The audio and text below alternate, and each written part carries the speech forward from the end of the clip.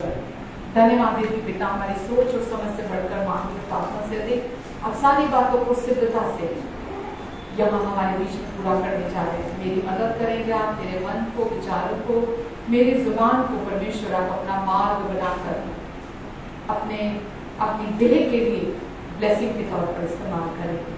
और आज का वचन अनेकों के लिए, अनगिनत लोगों के लिए आशीष का कारण होगा। आमीन, आमीन।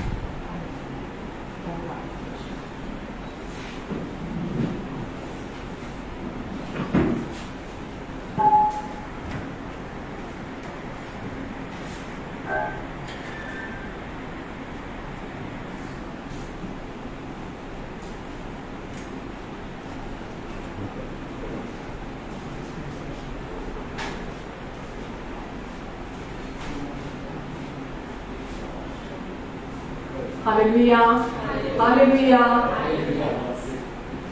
सब कैसे हैं? God bless you all. जितने भी हमें ऑनलाइन सुन रहे हैं, आप सबका भी इस रविवार की सुबह में मैं स्वागत करती हूँ प्रभु यीशु के सुंदर और मीठे नाम से। और आशा करती हूँ कि आप सब भी अपने घरों में बहुत अच्छे से होंगे अपने प्रियजनों के साथ। और आज इस समय, आज की सुबह में हमारे साथ जुड़ने के लिए आपका बहुत बहुत धन्यवाद। और परमेश्वर को सारी महिमा देते हैं, क्योंकि परमेश्वर हमेशा जब हम इकट्ठा होते हैं, स्पेशली संडे सुबह जब हम इकट्ठा होते हैं, प्रभु का दिन है ये।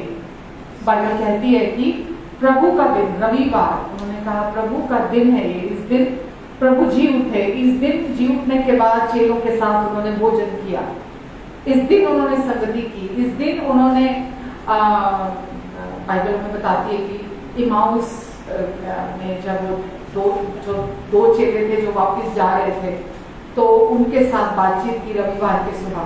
तो कुछ तो विशेष है रविवार के सुबह के लिए अगर हम बात करते हैं तो परमेश्वर ने हमारे लिए ये संडे मॉर्निंग ठहराई है, रविवार की सुबह ठहराई है, ताकि हम प्रभु के साथ संगति करें। इसीलिए हम चर्च आते हैं। हम घरों में बैठ के भी वचन सुन सकते हैं, है ना। टेक्नोलॉजी इतनी एडवांस हो गई है, लेकिन प्रभु चाहते हैं कि हम इकट्ठा होना ना छोड़े। जैसे जैसे हम देख रहे हैं कि अंत के दिन है और दिन बुरे बुरे बुरे बुरे हम सुन रहे हैं चारों तरफ। हम वचन में लिखा है उतना ही अधिकाधिक मिला करो, उतना ही संगति अधिकाधिक किया करो।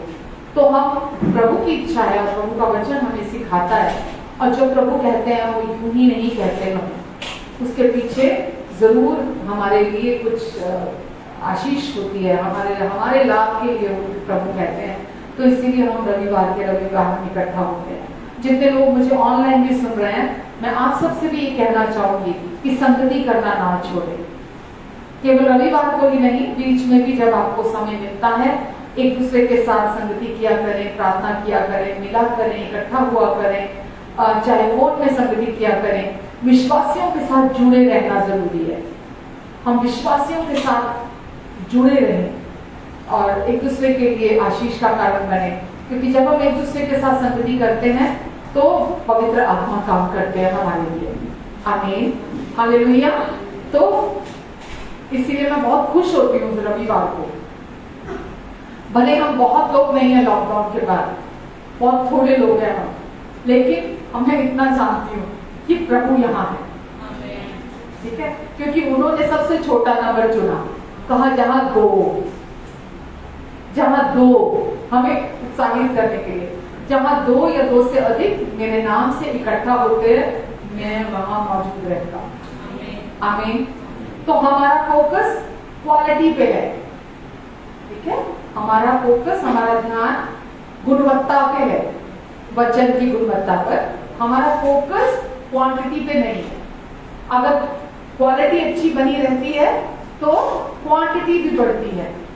तो जब हम अपना फोकस, अपना ध्यान प्रभु यीशु मसीह पर केंद्रित रखते हैं, फोकस रखते हैं, तो वो बढ़ाने वाले हैं, है ना। वचन में बताता है, प्रभु का प्रॉमिस है, मैं तुझे आशीष दूंगा और तुझे बढ़ाऊंगा और मैं तेरे आत्मिक वंश को बढ़ाऊंगा। ये उनका वायदा है और वो अपने वायदों को पूरा करने वाले परमेश्वर है। आमीन। इसीलिए आपने देखा है कि जब से लॉकडाउन खुला है, नंबर कम है चर्च में, बट हमारा ध्यान कहाँ है, हमें कहाँ फोकस रखना है, हमें अपना फोकस एक ही पर रखना है। हमारा केंद्र बिंदु, हमारा जो हमारी चर्च का सेंटर, जीवन का सेंटर, लाइफ के हमारी फैमिली का सेंटर, हर एरिया का सेंटर कौन है? प्रभु यीशु मसीह है। और वो क्या चाहते हैं? हम अपना ध्यान ना भटकाएं, हम अपना ध्यान उन पर बनाकर रखें, क्योंकि उनको हमारा ध्यान है। वो हमारे भलाई की प्लानिंग्स बनाते हैं, योजना बनाते हैं, है ना। तो और वो कहते हैं जो कल्पनाएं मैं तेरे लिए करता हूँ उनको सिर्फ मैं जानता हूँ, तुम नहीं जानते, कोई नहीं जानता। जो मैं तुम्हारे लिए सोचता हूँ उसको सिर्फ मैं जानता हूँ, और वो तुम्हारे हानि की नहीं है, वो तुम्हारे कुशल की है, और अंत में मैं तुम्हारी आशा पूरी करूंगा। आमीन। तो इसीलिए आपको और मुझे भटकना नहीं है, अपने ध्यान को भटकाना नहीं है, हमें अपना ध्यान सुसमाचार पर केंद्रित रखना है, यानी कि प्रभु यीशु मसीह पर, उनके प्यार पर, उनके क्रूस पर पूरा हुए काम पर अपना ध्यान फोकस करके रखना है। ठीक है। दुष्ट का काम है हमें प्रलोभित करना किसी न किसी रीति से। जो हमारी कमजोरी होती है वो वही प्रलोभन हमारे जीवन में लेकर आता है। जैसी कमजोरी हम अपनी, यानी कि जो हम डेस्परेट होते हैं जिस चीज को लेकर, हम जिस चीज को लेकर हम ललायित होते हैं अपने अंदर, वो उसी तरह से ही हमारे लिए भोजन लेकर आता है, हमारे लिए खाना लेकर आता है। तो हमको किस चीज के लिए डेस्परेट होना है? परमेश्वर के वचन के लिए। बस हमको और किसी चीज के लिए डेस्परेट नहीं होना, सिर्फ उसी के लिए डेस्परेट होना है कि परमेश्वर का वचन मेरे लिए क्या कहता है, क्या क्या लिखा है, क्या क्या कहते परमेश्वर मेरे बारे में। आमीन। क्योंकि वही हैं जो हमें बिना शर्तों के प्यार से प्यार करते हैं, और वो चाहते हैं कि हम हर बार क्या सुनते हैं? उनका बिना शर्तों का प्यार। आमीन। तैयार है आज वचन के लिए? सुनना चाहते हैं? पिछले हफ्ते हम क्या वचन शेयर कर रहे थे, याद है किसी को? भजन संहिता 147 उसका 3 और 4 हम देख रहे थे। भजन संहिता का क्या था वो? किसी को ये ध्यान है कि परमेश्वर टूटे दिल वालों को चंगा करते हैं।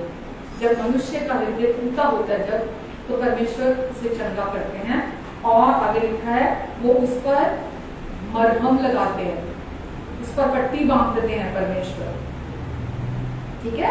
तो आज हम बात करेंगे आज की सुबह कि टूटेपन से मुक्ति कैसे मिलती है, और परमेश्वर है जो हमें सिखाना चाहते हैं कि ये आपके लिए और मेरे लिए, हम सबके लिए बहुत महत्वपूर्ण है इस मुद्दे को, इस इशू को समझना। क्योंकि जब तक अंदर चंगाई नहीं आती है तब तक हमारी ग्रोथ नहीं होती है।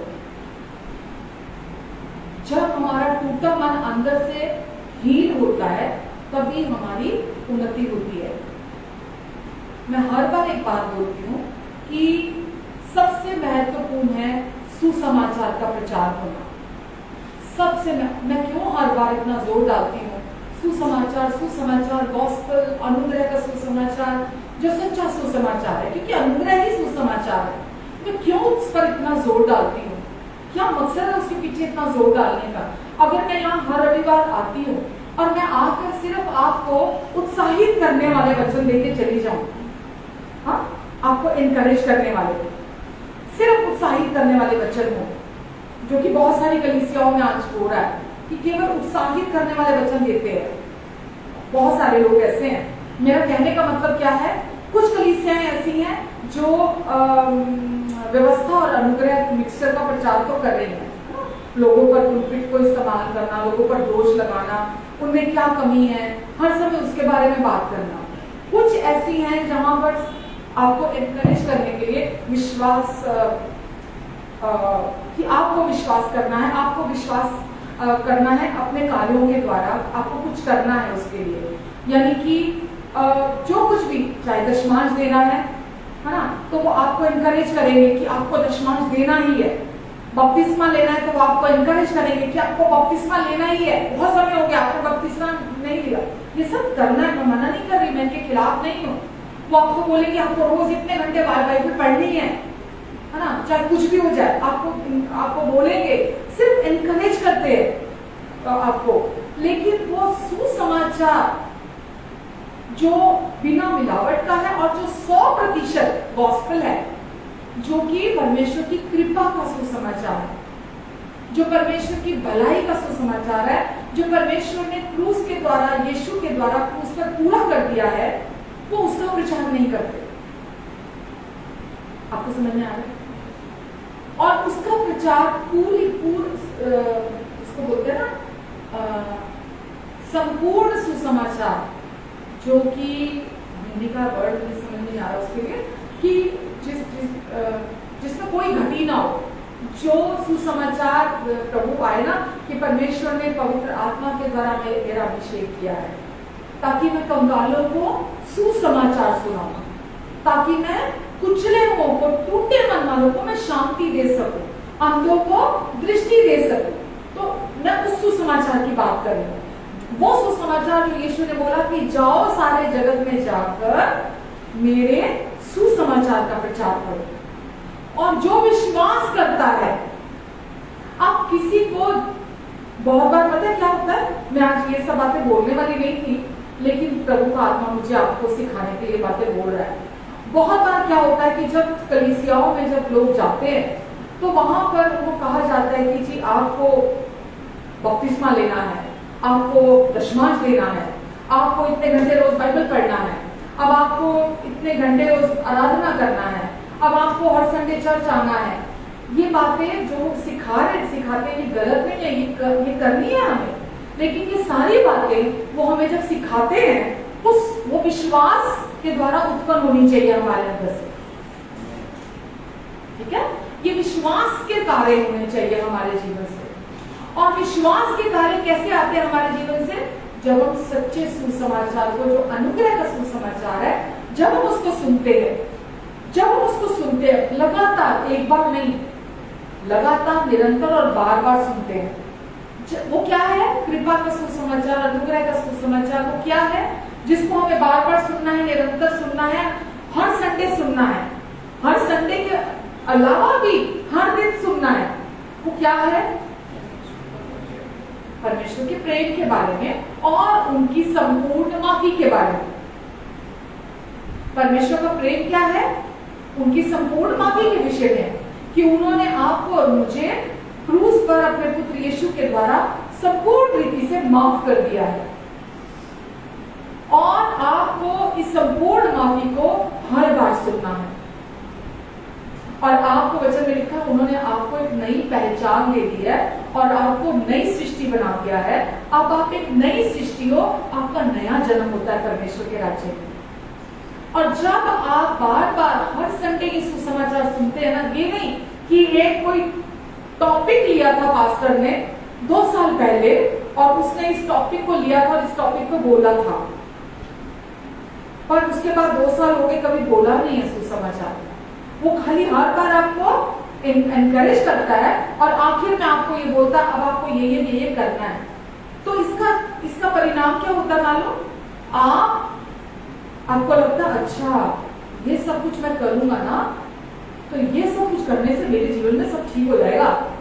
तो वो लिस्ट बनाता है, अच्छा चलो अब मुझे रोज इतने देर बाइबल पढ़नी है।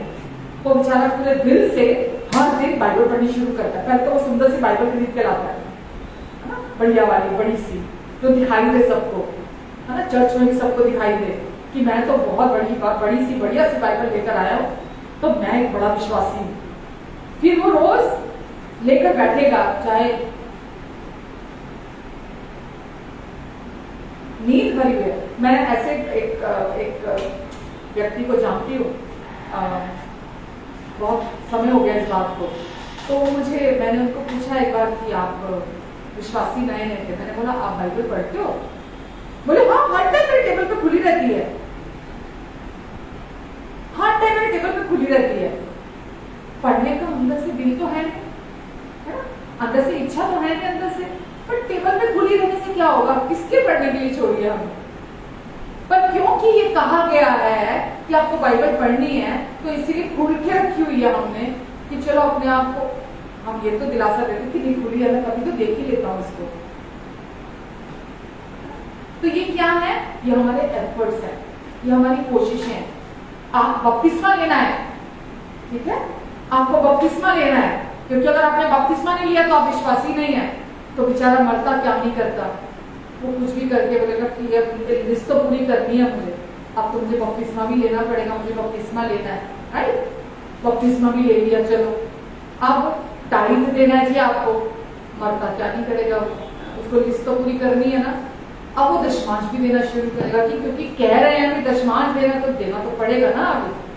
अब रोज इतने घंटे प्रार्थना करते तो प्रार्थना भी करेगा वो, इतने घंटे नीचे सो गया, अब बैठा है प्रार्थना करने शुरू की है, लेकिन बहुत नींद आ गई, पता ही नहीं है प्रार्थना का मतलब ही नहीं मालूम है, रिलेशनशिप ही नहीं है, विश्वास ही नहीं है, बैठा है और नींद आ गई उसको।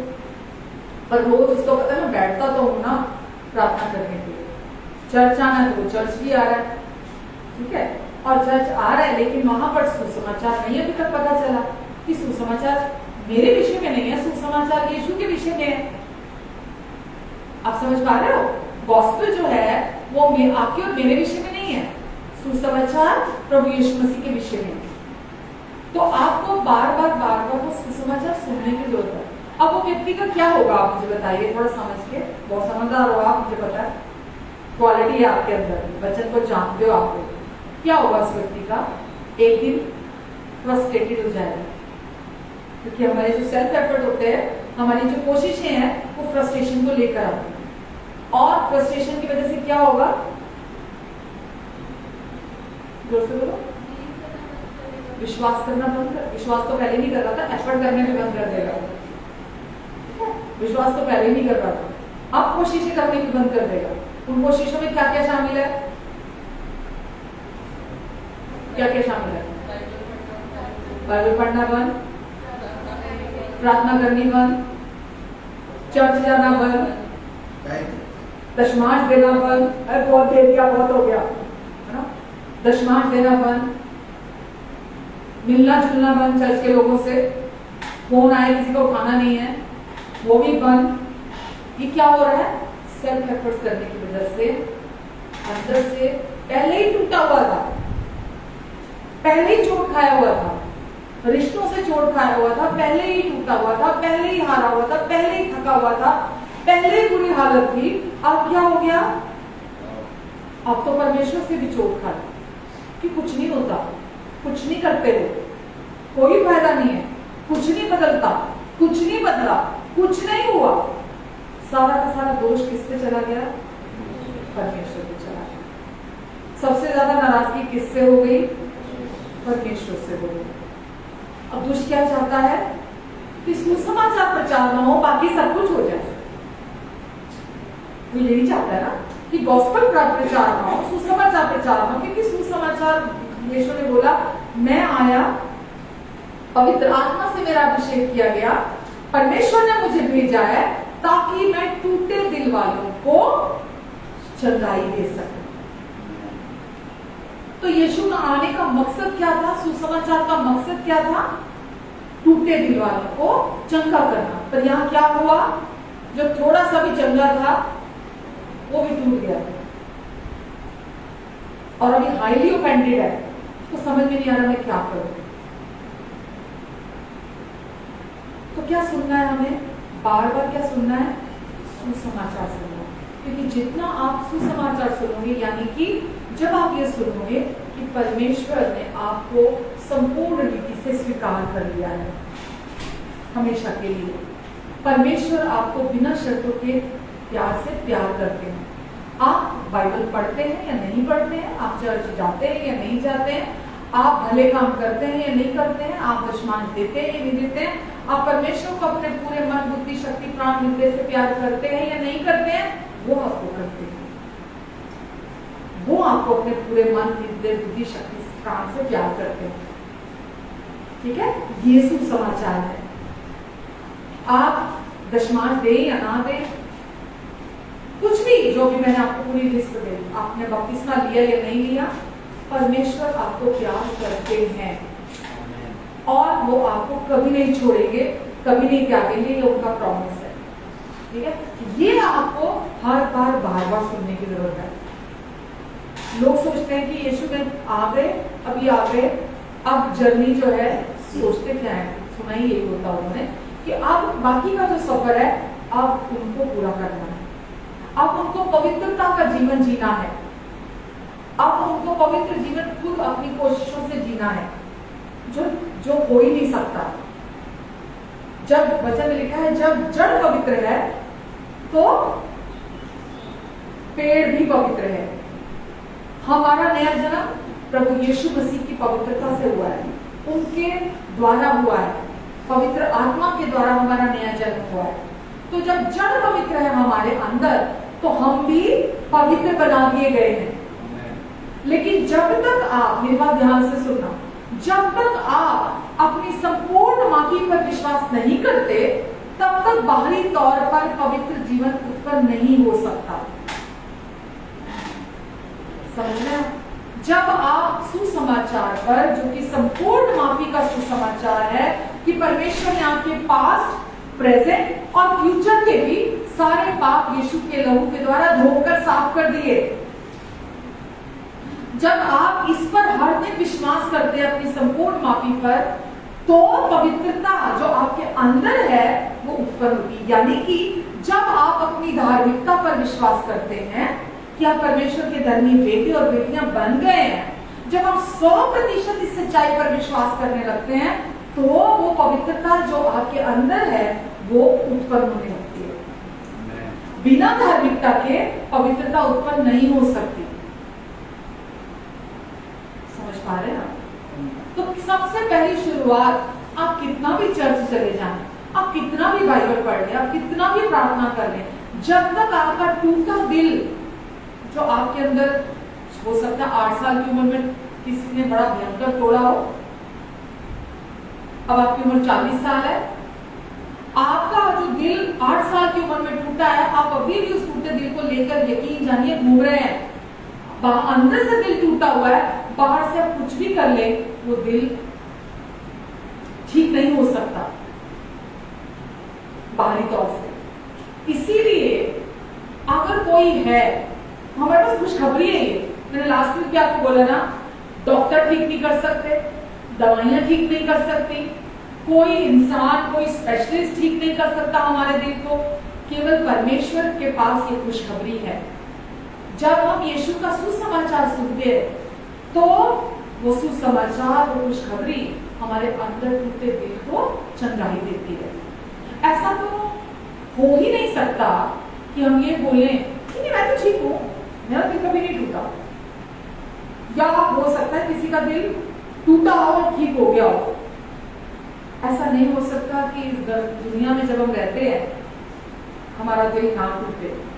ये तो लाजमी है, होना ही है, वो टूटेगा ही टूटेगा, हो ही नहीं सकता। और परमेश्वर ये बोलते हैं कि जब हमारा दिल अंदर से टूट जाता है तो जैसा उसको काम करना चाहिए वो वैसा काम नहीं कर पाता। ठीक है, परमेश्वर का वचन जैसे हमें बोलता है ना, सबसे अधिक अपने दिल की रक्षा करो,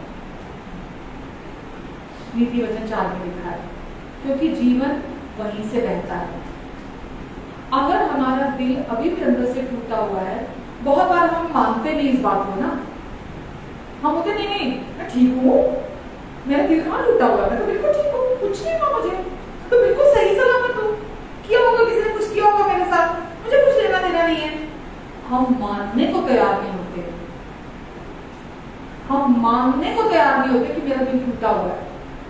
पर परमेश्वर क्या चाहते हैं आपके और मेरे जीवन से, कि हमको अपने दिल की तरफ देखने की जरूरत है, क्योंकि जब हम अपने दिल की तरफ देखेंगे तभी तो परमेश्वर से मदद मांगेंगे ना, तभी तो उनको डील करने की हम परमिशन देंगे ना।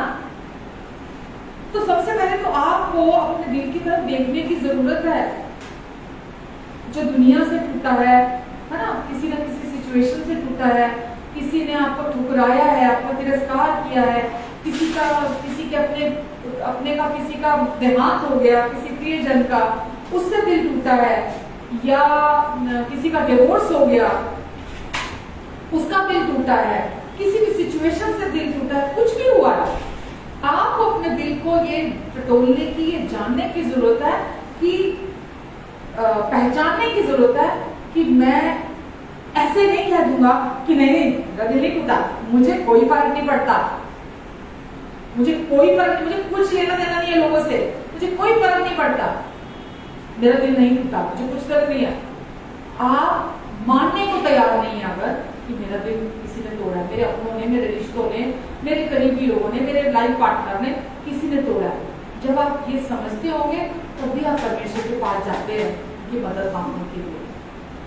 बिल्कुल उस तरह से जब हमारा उद्धार होता है ना, जब हम पहले पहले प्रभु के पास आते हैं तो हमें ये अंदर से हम ये बात को मानते हैं, राजी होते हैं परमेश्वर के साथ कि हाँ परमेश्वर मैं पापी हूँ और मुझे एक उद्धारकर्ता की जरूरत है। मैं मानता हूँ परमेश्वर की मैं पापी हूँ और मुझे प्रभु यीशु मसीह की जरूरत है। परमेश्वर आप मेरे दिल में आइए, मेरे दिल में रहिए और मुझे मेरा उद्धार कराइए मेरे पापों से। बिल्कुल जैसा हम उस समय में करते हैं, हम अपने पापों को मानते हैं, हम ये मानते हैं कि मैं पापी मनुष्य हूँ और मुझे उद्धार की जरूरत है। बिल्कुल उसी तरह से आपको ये भी मानने की जरूरत है कि हाँ मेरा दिल मेरे अपनों ने तोड़ा है। पास्ट में जो कुछ भी हुआ, जिसने भी जो भी आपको पता है, हाँ मेरा दिल टूटा है, हाँ मेरा दिल तोड़ा है। और जब आप ये पहचानने लगेंगे तो आप परमेश्वर के पास जाएंगे, मदद के लिए जाएंगे और परमेश्वर आपके दिल को चंगा करेंगे। आमीन। तो हमारे पास ये खुशखबरी है कि हम ये जानते हैं, जब ये वचन हम देखते हैं वचन संहिता 147 का, कि परमेश्वर का वचन हमें कहता है कि मैं टूटे दिल वालों को चंगा करता हूँ और उनके जितने भी जख्म हैं मैं उन पर मरहम लगाता हूँ। तो कभी भी, कैसे भी, किसी ने भी, किसी भी समय पर, किसी भी उम्र में आपका दिल अगर तोड़ा है तो परमेश्वर से वो हील हो सकता है, चंगा हो सकता है। ठीक है, तो आपको अंदर घाव लेके नहीं घूमना, क्योंकि इसकी पहचान मैं आपको बताना चाहूंगी। कैसे पता लगता है कि अंदर एक व्यक्ति अंदर से घायल है, उसका दिल टूटा हुआ है, वो अंदर से जख्मी है, उसके अंदर चोट है, कैसे पता चलता है? क्योंकि जो चोट खाया हुआ होता है वो दूसरों को चोट देता है।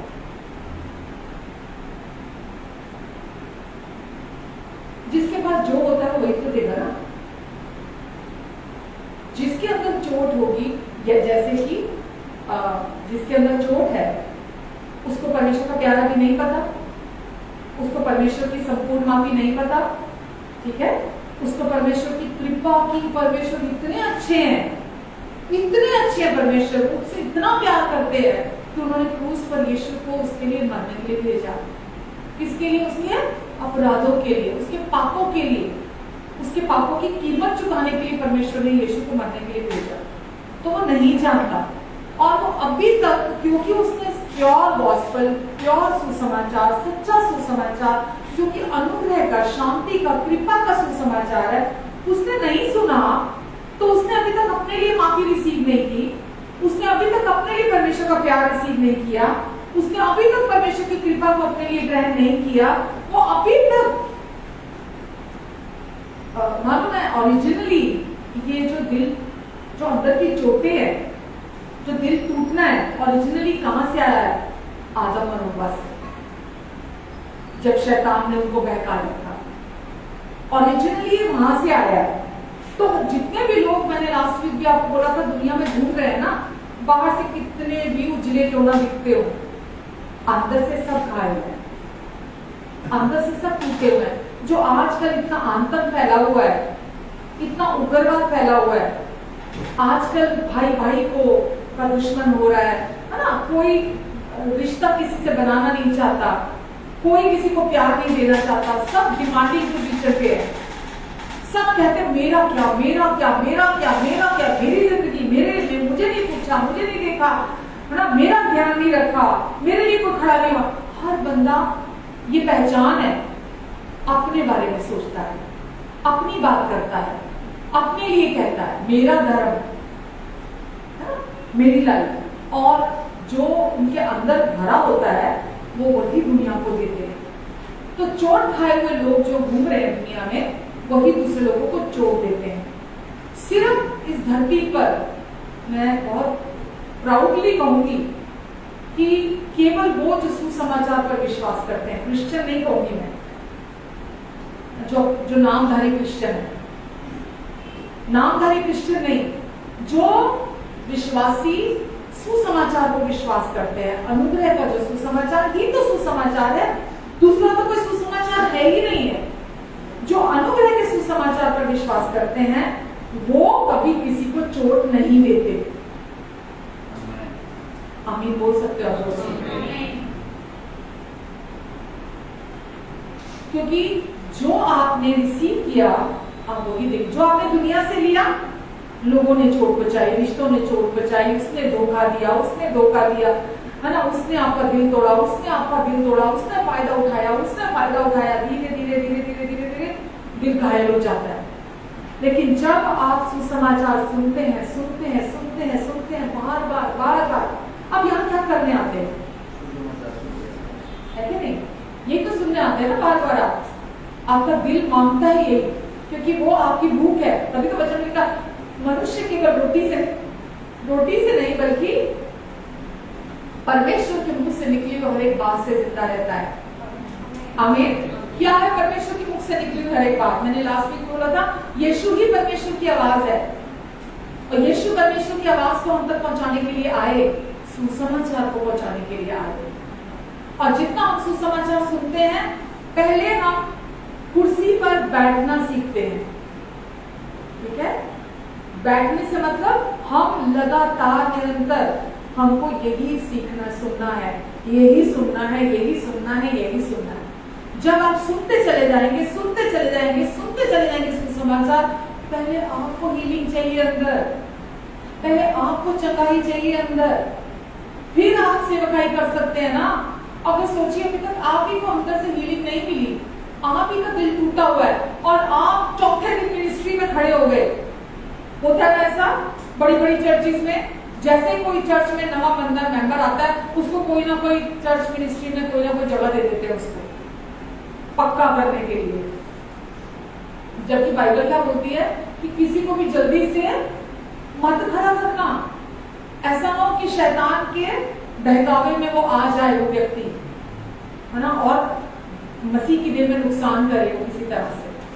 तो पहले तो आपको शांति से बैठकर अपने लिए परमेश्वर के प्यार के वचन को, शांति के वचन को, हीलिंग के वचन को, सुसमाचार है जो, उसको सुनने की जरूरत है लगातार। आपको पता है कितने समय से मिनिस्ट्री जो कर रही हूँ, मैं किसी जल्दबाजी में नहीं हूँ, मैं चाहती हूँ मैंने जो प्यार परमेश्वर से ग्रहण किया है, सुसमाचार, जो माफी रिसीव की है, जो उनकी कृपा रिसीव की है, वो मैं निरंतर आपको दूं, और मैं बड़े प्यार से आपको परमेश्वर का वचन पहुंचाऊं आपके जीवन में। आप जितना उस प्यार को रिसीव करेंगे, उस करेक्शन को लेंगे। करेक्शन क्या है? गलत से सही की तरफ देखना, गलत से सही की तरफ देखना। तो जितना आप सुन रहे हैं परमेश्वर का वचन पहले शुरुआत में, उतना आपके अंदर हीलिंग आ रही है, उतना आपका अंदर चंगा हो रहा है, उतने आपके जो अपनों ने घाव दिए, माँ ने दिए, पिता ने दिए, भाई ने दिए, बहन ने दिए, आगे भी देते रहेंगे, लेकिन वो पुराने जब भर जाएंगे घाव, तो अब आप सिक्योर हो जाएंगे पूरी रीति से। जब अंदर हीलिंग आ जाएगी, आप अंदर से पूरे सुरक्षित हो जाएंगे, और अब आगे आपको समझ में आ जाएगा कि ये इसका नुकसान आपको क्या है।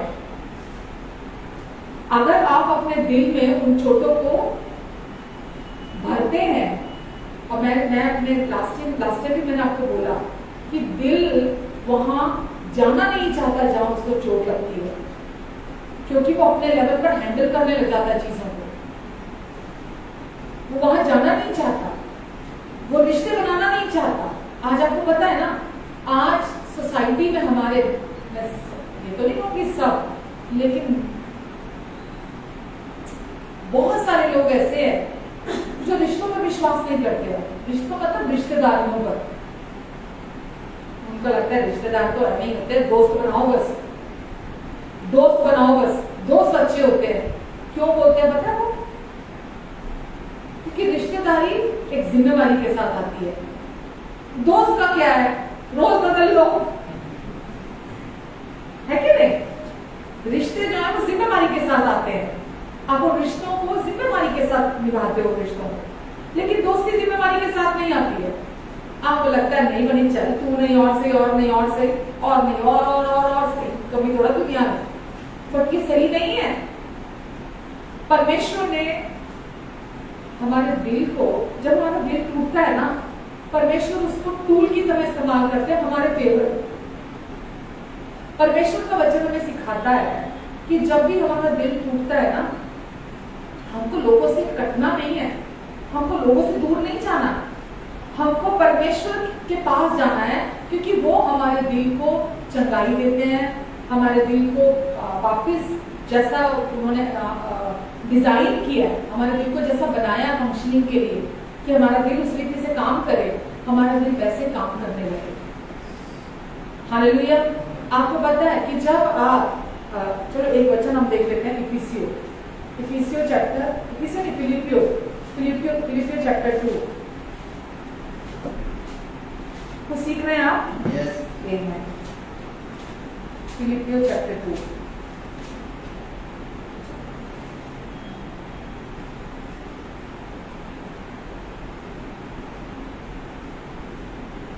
2 का, फिलिपियो चैप्टर 2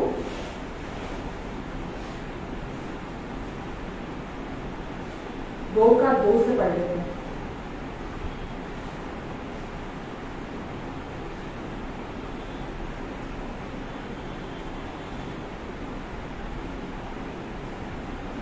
तो मेरा यह आनंद पूरा करो कि एक मन रहो। क्या रहो? एक मन रहो। सबसे इंपॉर्टेंट जो चाबी है परिवार की, रिश्तों की, सबसे महत्वपूर्ण चाबी क्या है? एक मन। चाहे कुछ भी हो जाए, एट एनी कॉस्ट, कोई भी कीमत क्यों ना देनी पड़े, एक मन रखो और एक ही प्रेम, एक ही चित्त, एक ही मनसा रखो। एक ही प्रेम, एक ही चित्त मतलब एक ही दिल और एक ही मनसा रखो। विरोध या झूठी बढ़ाई के लिए कुछ ना करो। विरोध समझ में आता है आपको? रिबेल करना, बलवा करना। विरोध के लिए या झूठी बढ़ाई के लिए कुछ ना करो, पर दीनता से एक दूसरे को अपने से अच्छा समझो। हर एक अपने ही हित की नहीं वरन दूसरों के हित की भी चिंता करो। आमेन। पता है ये क्यों परमेश्वर हमें सिखा रहे हैं? ये इसलिए सिखा रहे हैं क्योंकि इंसान को आदत पड़ जाती है अकेले रहने की ना। चल तो वो बोलता है मुझे किसी की जरूरत नहीं है, मैं अकेला हैंडल कर लूंगा, मुझे कोई नहीं चाहिए अपनी लाइफ में, मैं अकेला सब कुछ संभाल सकता हूँ, मुझे लोग नहीं चाहिए, मुझे रिश्ते नहीं चाहिए अपनी लाइफ के अंदर। और धीरे धीरे धीरे धीरे धीरे वो एकदम अलग हो जाता है, एकदम अकेला हो जाता है, वो किसी के साथ नहीं रहता। पर मैं आपको ये बताना चाहूंगी कि परमेश्वर ने हमें मसीह की देह बनाया है, हमें अलग रहने के लिए नहीं बनाया, हमें एक साथ रहने के लिए बनाया। इसीलिए तो चर्च है। हम सब अलग अलग हैं, हम सबकी ग्रोथ अलग अलग है, हम सबका बढ़ने का लेवल अलग अलग है। कोई 1 साल का विश्वासी है, कोई 5 साल का विश्वासी है, कोई 2 साल का विश्वासी है, कोई 10 साल का विश्वासी है। सब सीख रहे हैं, सब बढ़ रहे हैं। तो हम ये नहीं कह सकते कि नहीं मुझे किसी की जरूरत नहीं, मैं अपने आप में अकेला बहुत हूँ, मैं अपने आप में अकेला काफी हूँ। ये गलत है। सबसे पहले तो ये विचार ही गलत है और इस विचार से आपको छुटकारा पाने की जरूरत है। आपको जब आप प्रभु में हो, बहुत बार लोग आते हैं सिर्फ संडे चर्च आएंगे, संडे चर्च आने के बाद अपनी दुनिया में चले गए। अपनी दुनिया मतलब जो भी उनका लाइफस्टाइल है, जो भी उनका रूटीन है, उसके अलावा ना तो वचन से संगति रखते हैं, ना वो आत्मिक संगति रखते हैं, ना वो वचन सुनते हैं, ना वो वचन पढ़ते हैं, उनको उससे कोई लेना देना नहीं होता। वो सेल्फ सफिशिएंट अपने आप को समझते हैं कि मैं अकेला अपने आप में काफी हूँ। सबसे पहले आपको ये समझने की जरूरत है कि जब हम मसीह की देह में हैं, परमेश्वर चाहते हैं हम इकट्ठा रहें, एक साथ रहें, जो मैंने अभी शुरुआत में बोला था। और कोई भी व्यक्ति, किसी भी व्यक्ति की ग्रोथ नहीं हो सकती जब तक आप लोगों के साथ नहीं रहते। अगर कोई व्यक्ति अपने आप को विश्वासी कहता है और वो ये बोले मैं तो अपने घर के कमरे के अंदर बड़ा खुश रहता हूँ, भाई मेरे को नहीं मिलना चाहिए लोगों के साथ, कितनी ग्रोथ होगी उसकी? कोई ग्रोथ नहीं होगी उसकी। जो अपने घर के कमरे में अकेला रहता होगा, ग्रोथ किसकी होती है मालूम है? जिन लोगों के बीच में रहता है वो बढ़ता है, आत्मा का फल उसके अंदर उत्पन्न होता है। अकेले रह के क्या लोग ही नहीं है, दिक्कत कहां से आएगी? अगर कोई अपने घर में अकेला रह रहा है, किससे मिलता नहीं, जुड़ता नहीं, आत्मा का फल कहां से आएगा? ठीक है, हमारे लाइफ में लोग हैं, लोगों के द्वारा ही तो आत्मा का फल आएगा ना। लोग नहीं होंगे तो fruit of the spirit cultivate नहीं करेगा आपके अंदर, बढ़ेगा। प्रेम नहीं आएगा, आनंद नहीं आएगी, शांति नहीं आएगी, धीरज नहीं आएगा, कृपा नहीं आएगी, भलाई नहीं आएगा, विश्वास नहीं बढ़ेगा, नम्रता नहीं बढ़ेगी, संयम नहीं आएगा, कुछ नहीं आएगा आपके जीवन। तो आपको कौन चाहिए? आपको लोग चाहिए जो आपके जीवन में आप रखो, जो आपको करेक्शन कर सके। आप जिनको आंसरेबल बनो, अकाउंटेबल बनो। आपके जीवन में ऐसे हमेशा वो लोग बढ़ते हैं जो अपने जीवन में ऐसे लोगों को रखते हैं जो प्यार से उनकी सुने, प्यार से अगर वो पाप कर देते हैं, अगर गलती कर देते हैं, अगर वो कमजोर पड़ते हैं, वो जाकर अपने दिल को उनके सामने खोलें और सामने वाला प्यार से उनकी सुने और उनको करेक्शन करे, प्रभु में उनको गाइड करे। ये जरूरत है मसीह की देह में। और ये कैसे होगी? जब तक आप खुद अपने लिए माफी रिसीव नहीं करेंगे, संपूर्ण माफी, जब तक आप परमेश्वर से बिना शर्तों के प्यार को रिसीव नहीं करेंगे, जब तक आप उनकी 100% एक्सेप्टेंस को रिसीव नहीं करेंगे, धार्मिकता को, अपनी नई पहचान को ग्रहण नहीं करेंगे, तब तक आप दूसरे व्यक्ति को प्यार से ना तो सुनेंगे और ना प्यार से उसको करेक्शन कर पाएंगे। तो परमेश्वर क्या चाहते हैं मसीह की देह में? प्यार से भरे हुए लोग हो। कैसे लोग हो? प्यार से भरे हुए लोग हो, ताकि कोई भी व्यक्ति उनके पास जाने से डरे नहीं। ठीक है? और वो व्यक्ति कैसा होना चाहिए? अभी आपने पढ़ा, कैसा होना चाहिए? हमेशा 5 में लिखा है, विरोध और झूठी बढ़ाई के लिए कुछ ना करो, पर दीनता से एक दूसरे को अपने से अच्छा समझो। अगर कोई आपके पास पाप करके आता है तो क्या लिखा है? अपने आप को दीन करो और दूसरे व्यक्ति को हीन मत समझो, दूसरे व्यक्ति को अपने से अच्छा समझो। ठीक है? तो ये निर्णय, जिस व्यक्ति का दिल टूटा हुआ है, जो व्यक्ति घायल है, जिसके अंदर चोट है, मैंने जैसे बोला ना, किसी अपने प्रियजन का देहांत हो गया, निधन हो गया और मर गया, जवानी में चला गया, अंदर से दिल टूट गया, बहुत बुरी तरीके से टूटता अंदर से दिल। ठीक है? किसी का तलाक हो गया तो नहीं चाहता था तलाक अपनी लाइफ में, तो बुरी तरीके से दिल टूट जाता है। किसी को अपनों ने ठुकरा दिया, कई बार माँ बाप ठुकरा देते हैं, कई बार बच्चे ठुकरा देते हैं माँ बाप को, भाई बहन ठुकरा देते हैं, कोई भी कुछ भी होता है ना, किसी भी तरह से कोई नुकसान हुआ किसी का, वो उसको नहीं बर्दाश्त कर पाता, दिल टूट जाता अंदर से। तो ऐसा व्यक्ति, उसकी जरूरत क्या है? कैसे ठीक होगा वो? परमेश्वर लोगों को तो इस्तेमाल करेंगे ना। अब अगर आपको कभी लोगों ने धोखा दे दिया, किसी ने कभी आपका नाजायज फायदा उठा लिया, कभी आपका दिल तोड़ दिया किसी ने, तो इसका मतलब ये तो नहीं है कि आप लोगों से मिलना बंद कर देंगे, लोगों से रिश्ता बनाना बंद कर देंगे। ठीक है? क्योंकि हीलिंग परमेश्वर ने आपको रिश्तों के द्वारा ही देनी है। संबंध जो है उनके द्वारा ही परमेश्वर आपके जीवन में काम करना चाहते हैं। तो आप ये नहीं कह सकते कि नहीं मुझे नहीं मिलना, नहीं मुझे किसी से बात नहीं करनी। आपको बात करनी पड़ेगी, आपको वो खोलना पड़ेगा, आपको मदद के लिए जाना पड़ेगा, क्योंकि जरूरत आपकी है।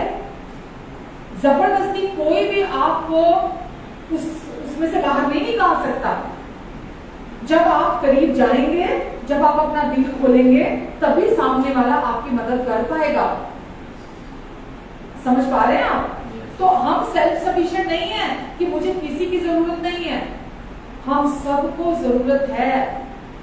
मैं इतना जानती हूँ कि वो लोग जो सिर्फ संडे चर्च जाते हैं, मुझे समझ आया या समझ नहीं आया, जो ड्यूटी पूरी कर रहे हैं, जो मैंने पहले आपको डिस्क्रिप्शन दिया कि कहा गया कि चर्च जाना है, कहा गया कि वचन सुनना है, कहा गया कि प्रार्थना करनी है, और वो सिर्फ एक पैटर्न की तरह उसको लेके चल रहे हैं, ऐसे लोगों की ग्रोथ नहीं होती, क्योंकि ऐसे लोग अंदर से टूटे हुए हैं, और क्योंकि वो टूटे हुए हैं तो चर्च में किसी से मिलना नहीं चाहेंगे, वो रिश्ते नहीं बनाना चाहेंगे, वो किसी पर विश्वास नहीं करेंगे, वो किसी के सामने अपना दिल नहीं खोलेंगे। आप समझ पा रहे हैं? तो उनका अंदर से उनका जीवन कैसा रहेगा? वैसा का वैसा ही रह जाता है, और एक दिन ठोकर खा के वो घर बैठ जाएंगे। लेकिन वो लोग जो चर्च आते हैं, स्पेशली वो चर्च में जहाँ अनुग्रह का सुसमाचार है, पहले वो परमेश्वर के वचन को सुनते हैं जो कि चंगाई देता है, आपके टूटे दिल को चंगा करता है, आपके जख्मों पर मरहम लगाता है। आप पहले सुनते हैं, वो परमेश्वर प्यार से आपका करेक्शन करते हैं, आपको गाइड करते हैं, और फिर आप जब अंदर परमेश्वर चंगाई करते हैं आपके अंदर, मतलब वचन काम करने लगता है आपके अंदर, तो आप दूसरों के साथ रिश्ता बनाने जाते हैं, आप दूसरों के लिए प्रार्थना करने जाते हैं। जिस समय आप दूसरे के लिए खड़े होते हैं ना, प्रार्थना करते हैं, दूसरे के जीवन में आप ब्लेसिंग बनकर खड़े होते हैं, उस समय परमेश्वर आपके अंदर काम करते हैं। अगर आप किसी से रिश्ता नहीं बनाएंगे, संबंध नहीं बनाएंगे, मिलना जुलना बंद कर देंगे, आपके अंदर हीलिंग आ ही नहीं सकती, चंगाई आ ही नहीं सकती। आप समझ रहे हैं? तो परमेश्वर क्या चाहते हैं आपके मेरे जीवन से? कि हम परमेश्वर पर विश्वास कर सकें, उन पर भरोसा करें कि केवल वही है। आप कितना भी भटक लें, आप खुद पर दोष लगाएं, क्योंकि आप पहले तो खुद पर दोष लगाते हैं, तभी आप दूसरे पर दोष लगाते हैं। जो व्यक्ति खुद को दोषी मानता है ना, वही दूसरे को ढूंढता है दोष लगाने के लिए। जो खुद को कसूरवार मानता है, वो ढूंढता है अपने कसूरों को निकालने के लिए कि दूसरे पर कसूर अपना थोपे तो उसको शांति आए। तो पहले आपको अपने अंदर परमेश्वर के सुसमाचार को सुनना है, क्योंकि केवल वही है जो आपके टूटे मन को चंगाई दे सकते हैं, और दूसरा कोई नहीं है। और वो अपने आप ऑटोमेटिकली नहीं करेंगे जब तक आप उनको अनुमति नहीं देंगे। आपको वचन में लिख रहा है, बहुत लोगों की काउंसलिंग से उन्नति होती है, ठीक है? अकेले रहने से उन्नति नहीं होती, ग्रोथ नहीं होती है। बहुत लोगों की काउंसलिंग से उन्नति होती है। तो जब आप स्पिरिचुअल संगति करते हैं तो आपकी ग्रोथ होती है। लेकिन जब आप बोलते हैं कि नहीं, या जैसे लिखा ना, विरोध या झूठी बढ़ाई के लिए कुछ मत करो। मैं अगर कोई व्यक्ति मैं किसी को बहुत प्यार करती हूँ और मैं चाहती हूँ उसके जीवन को मैं साफ साफ देख सकती हूँ कि उसको अंदर चोट है, उसके अंदर टूटा हुआ दिल, उसके अंदर बड़े जख्म है, मैं उसकी मदद चाह के भी नहीं कर पाऊंगी जब तक वो व्यक्ति विलिंगली मेरे पास नहीं आएगा। जब तक वो व्यक्ति विश्वास से आपके पास नहीं आएगा, आप उस व्यक्ति की मदद नहीं कर पाएंगे। आपको पता है उसकी जरूरत क्या है, पर जब तक वो सब कुछ सौंपेगा नहीं, जब तक वो सब कुछ आपके सामने दिल खोलेगा नहीं, तब तक वहां काम नहीं कर सकते आप। तो परमेश्वर क्या चाहते हैं कि हम सियाने बने। दुष्ट हमें हमेशा चाहता हम भोले बने रहे, और वो अपना काम हमारे जीवन में करता है। इफिसियों में एक जगह लिखा है, इफिसियों शायद अध्याय 4 में लिखा है,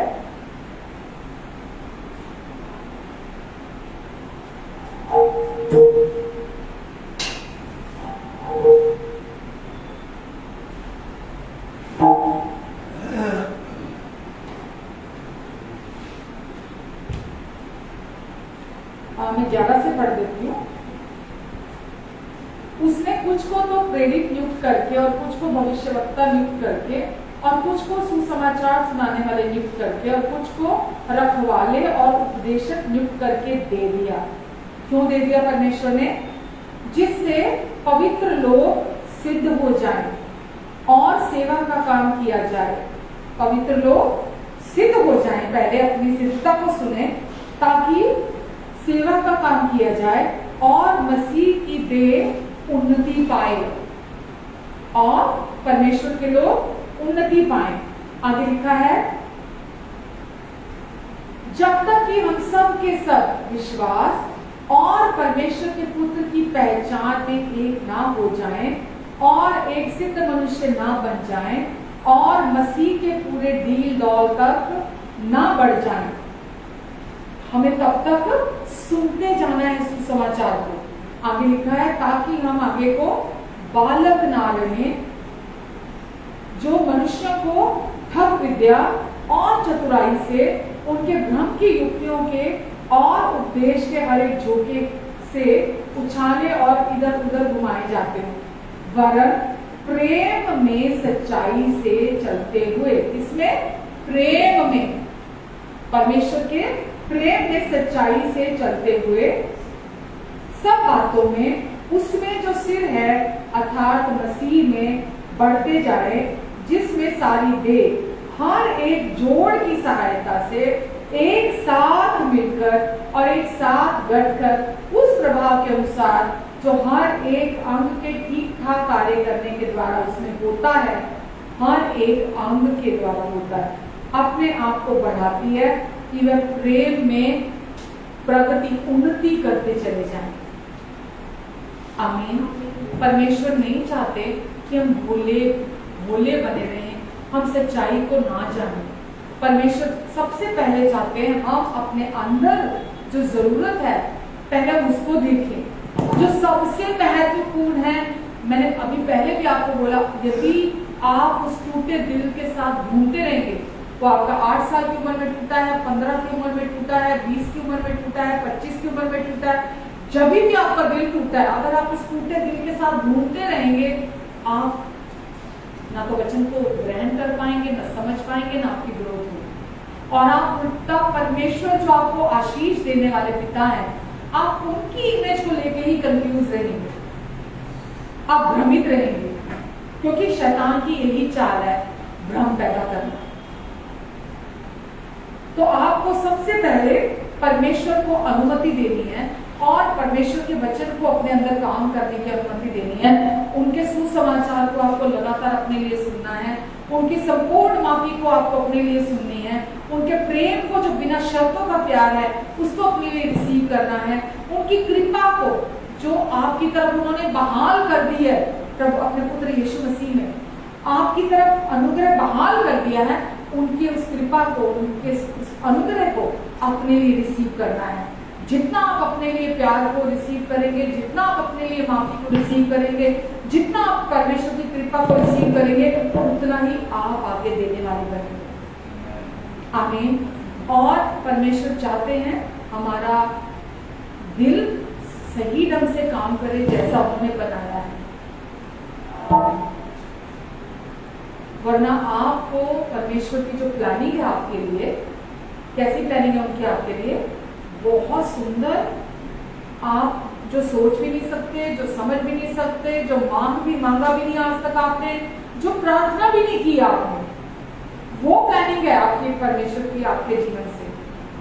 आप उस प्लानिंग में नहीं चल पाएंगे, क्योंकि आपका सारा फोकस, आपका सारा ध्यान अपने टूटे मन पर रहेगा। अभी हमने फिलिपियों में पढ़ा कि हर एक अपनी ही भलाई के बारे में, अपने हित के बारे में मत सोचो, मेरा क्या, मेरे बारे में क्या, मुझे उसने ये बोल दिया, मुझे उसने ये बोल दिया, मुझे ये नुकसान किया था, मेरा ये नुकसान कर दिया था, मेरा दिल तोड़ा था, मेरे साथ ये किया, मेरे साथ ऐसा किया। अपने ही हित की मत सोचते रहो, खड़े हो परमेश्वर का प्यार लेकर, खड़े हो परमेश्वर की माफी को लेकर, ताकि आप उनको प्यार कर सको जिन्होंने आपको सताया है, आप उनके लिए प्रार्थना कर सको जो आपके शत्रु बनकर खड़े हैं, क्योंकि परमेश्वर का प्यार उनको भी हील करना चाहता है, उनको चंगाई देना चाहता है। आप उनके लिए जब प्रार्थना करने वाले बन जाएंगे, मैं ये नहीं कह रही कि जहां जाकर ही प्रार्थना की जाती है, आप अपने घर में बैठे रहकर भी, जिसने आपका दिल तोड़ा है, जिसने आपका दिल दुखाया है, आप अपने घर में जब आप डेली प्रेयर करते हैं, आप वहां बैठे रहकर भी उस व्यक्ति के लिए प्रार्थना कर सकते हैं। जब आप उस व्यक्ति के लिए प्रार्थना करेंगे, उसी समय परमेश्वर आपके अंदर काम करेंगे। ये मैं आपको अनुभव से कह रही हूँ। यदि आप लेके बैठे रहेंगे उस घमंड को, विरोध को, नहीं मैं कभी माफ नहीं करूंगा इसको, नहीं इसने मेरे साथ बहुत बुरा किया है, मैं इसको तो कभी माफ नहीं करूंगा, मैं इसके साथ कभी नहीं बोलूंगा, मैं इसकी शक्ल भी नहीं देखना चाहता, आप गुस्से में बने रहेंगे उस व्यक्ति को लेकर, आप यकीन जानिए आप वहीं के वहीं बने रहेंगे, आप बढ़ेंगे नहीं। सच में आज मसीह की देह उन्नति क्यों नहीं कर रही है? क्योंकि उनको ये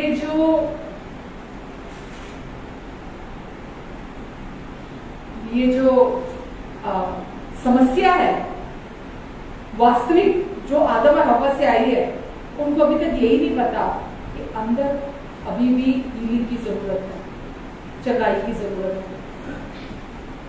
ठीक है, तो आपको परमेश्वर के वचन को जो वो कहते हैं कि आपको अपने हित की नहीं सोचनी। लोग, कल भी मेरी किसी से बात हो रही थी, तो मुझे बोलते हैं मैं किसी को कुछ नहीं कहती, इसलिए कोई मुझे भी कुछ ना करे, क्योंकि अगर मैं किसी को कुछ नहीं कहता और अगर उस व्यक्ति ने मुझे, अगर कोई मुझे कुछ कहेगा तो मैं फट जाऊंगा। ये तो बड़ी नॉर्मल सी बात है ना, इसमें तो महानता तो है नहीं कि अगर मैं किसी को कुछ नहीं कर, ये कभी हो सकता है आप बोले मैं शेर को नहीं खाता तो इसलिए शेर भी मुझे नहीं खाएगा, हाँ, क्योंकि मैं शेर को नहीं खाता किसी शेर मुझे नहीं खाएगा। क्यों खाएगा मुझे? क्योंकि मैं तो खाता नहीं उसको। जाके देखो एक बार,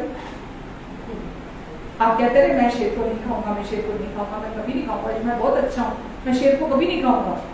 जाके देखिए शेर के सामने, उसकी जो उसके अंदर है वो वही तो देगा, वो जो है स्वभाव है उसके अंदर वो वही तो करेगा ना। तो आप ये नहीं कह सकते कि मैं किसी को कुछ नहीं कहता इसीलिए कोई मुझे कुछ ना करे। वचन में लिखा है यदि तुम बुराई करके घूसे खाते हो, यदि तुम बुराई करके घूसे खाते हो तो क्या बड़ी बात करते हो? क्योंकि तुमने बुरा किया, घूसोगे तो योग्य हो तुम, और चार लगनी चाहिए। ठीक है, यदि तुम बुराई करके घूसे खाते हो तो कौन सी बड़ी बात है? तुमने किया ऐसा काम इसलिए घूसे पड़ रहे हैं। आगे लिखा है लेकिन यदि तुम भलाई करते हो और लोग तुम्हें बुरा कहते हैं तो परेशान मत हो। वचन में आगे लिखा है परमेश्वर को ये भाता है, क्योंकि परमेश्वर को पता है उन्होंने काम कैसे करना है। क्योंकि मैं अपने जीवन से आपको बोलूंगी कि जितना मेरा दिल टूटा हुआ था, जिस स्तर पर, उतना अधिक मैं परमेश्वर की बाहों में आई हूं। परमेश्वर उस चीज को भी अपने करीब लाने के लिए इस्तेमाल कर लेते हैं। आमीन। मुझे पता है मैं कितनी घायल थी, कितनी चोट खाई हुई थी, क्या क्या मेरे पास में हुआ है मैं जानती हूँ। और मैं जितना ज्यादा दिल टूटा हुआ था, जितना जख्मी थी मैं अंदर से, उतना ही मैं परमेश्वर के करीब आई और उतना ही मैं उनके साथ लिपटी, उतना मैं चिपटी उनकी बाहों में, उतना ही। और मैं कभी छोड़ के निकलना नहीं चाहती उनकी बाहों से। जो उन्होंने मुझे दिया मैं अफोर्ड नहीं कर सकती कि मैं उसको छोड़कर मैं वापस संसार के पास दिल लगाऊंगी जाके। हो नहीं सकता, क्योंकि जो मैंने पाया वो मैं जानती हूँ, मैं जहां थी वो मैं जानती हूँ। जो छुटकारा मुझे दिया, जो बहाली मैंने प्राप्त की या उनकी कृपा की, उनकी दया की, तुम मैं जानती हूँ। तो उस चोट को आप अपने लिए बेचारा मैंने क्या किया था, मेरे साथ क्यों किया, मैंने उसने क्यों किया, मैंने ऐसा क्यों किया, परमेश्वर ने क्यों किया, ये सब मत करें, ये सब छोड़ दें। अब परमेश्वर अच्छे हैं, वो सिर्फ अच्छे हैं, परमेश्वर भले हैं, वो सिर्फ भले हैं। आप समझिए एक बात को, बहुत लोग जब आप परमेश्वर के प्यार का वचन, जब उनके साथ कुछ बुरा हुआ होता है ना, तो जब आप उनको परमेश्वर का सुसमाचार बताते हैं ना, वो बोलते हैं झूठ, बेकार है, गलत है, हो नहीं सकता है, सही नहीं है ये, उनको ऐसा लगता है। जबकि परमेश्वर तो सच्चे हैं, किसी के ना मानने से परमेश्वर की सच्चाई को झुठलाया थोड़ा जा सकता है। पर क्योंकि उस विश्वासी ने सुसमाचार को निरंतर ना तो सुना अपने लिए, ना विश्वास किया अपने लिए। आपको पता है नई वाचा जो है, अनुग्रह की जो वाचा है, वो बोलने पर आधारित है, वो वॉइस एक्टिवेटेड है। आपने अगर सुसमाचार चलो सुन लिया, ठीक है, कि परमेश्वर ने अपने अनुग्रह से हमें माफ कर दिया, हाँ परमेश्वर हमें प्यार करते हैं, बिना शर्तों के प्यार से प्यार करते हैं, हाँ ठीक है सुन लिया। आपने अगर सिर्फ सुना, आपने ज्ञान एकत्रित कर लिया, सुना आपने, उसके बाद आप अपने मुताबिक जीवन जीने लगे कि ठीक है पता चल गया ना परमेश्वर प्यार करते, पता लग गया उन्होंने माफ कर दिया, पता चल गया कि उनका अनुग्रह बहुत है, अब तो मैं जो मर्जी करूं, अब तो आजादी मिल गई है, अब तो मैं अपना जीवन जैसे मर्जी जीऊं। ये गलत है, ये गलत विचार है। जो कुछ यीशु ने क्रूस पर पूरा कर दिया वो परमेश्वर के अनुग्रह से पूरा हुआ है, और वो जो अनुग्रह से पूरा हुआ है, उस अनुग्रह से पूरा हुए कार्य पर विश्वास करने से वो वाचा जो है वो एक्टिवेट हो। और विश्वास करना क्या है नई वाचा में? बोलना। बोलना, जितना आप सुनेंगे, मतलब देखिए जो मन में भरा होता है वही मुंह से निकलता है। तो पहले मन में भरना जरूरी है ना, टूटा हुआ मन तो कोई चीज रिसीव ही नहीं करेगा। मैं ऐसे लोगों को जानती हूँ, अभी मेरी 2-3 दिन पहले भी बात हुई, उन्होंने मुझे बोला ना तो मेरे से वचन सुना जाता है, ना मेरे से वचन पढ़ा जाता है। विश्वासी की बात कर रही हूँ जो कि 15-17 साल पुराना विश्वासी है, कि मेरे से वचन नहीं पढ़ा जाता, मेरे से वचन सुना नहीं जाता, मेरे से वर्शिप सुनी नहीं जाती, मेरे से कुछ नहीं होता, मेरे से नहीं होता, मेरे से प्रार्थना नहीं होती है, मेरे से कुछ नहीं होता, मैं नहीं कर पाता, मैं क्या करूं? आप बताओ क्यों नहीं सुना जाता? अंदर हीलिंग नहीं आई है, अंदर दिल टूटा हुआ है, अंदर जख्म है जो पास्ट में आए, रिश्तों से आए, तलाक हुआ, या कोई मैंने जैसे बोला किसी ने तिरस्कार कर दिया, रिजेक्शन आ गया है ना, अपनों से आ गया, कुछ भी हुआ है, किसी अपने की सडन डेथ हो गई है ना, उससे दिल टूट गया, नहीं हीलिंग आई तो धीरे धीरे क्या होने लगता है? दिल, मैंने बोला ना दीवारें खड़ी करने लगता है, लास्ट वीक मैंने बताया था आपको। और वो जो दीवारें हैं उसका मतलब क्या है? अंदर कठोर होना शुरू हो गया। जब अंदर कठोर होना शुरू हो गया कुछ नहीं जाएगा अंदर, कुछ नहीं सुनेंगे आप। यहाँ आप क्या करने की जरूरत है आपको? यहाँ ये शुरू हो ही गई बात तो मैं आपको बोलूंगी। अगर कोई ऐसा है व्यक्ति तो क्या करेंगे आपको मिलता है, आपको आकर वो अपने दिल का हाल ऐसे बताता है कि ना तो मेरे से प्रार्थना होती है, ना मेरे से वचन पढ़ा जाता है, ना सुना जाता है, ना मैं वर्शिप कर पाता हूँ, ना मेरा किसी से मिलने का मन करता है, ना मेरा किसी से बात करने का मन करता है। आप क्या बोलेंगे उसको करने के लिए?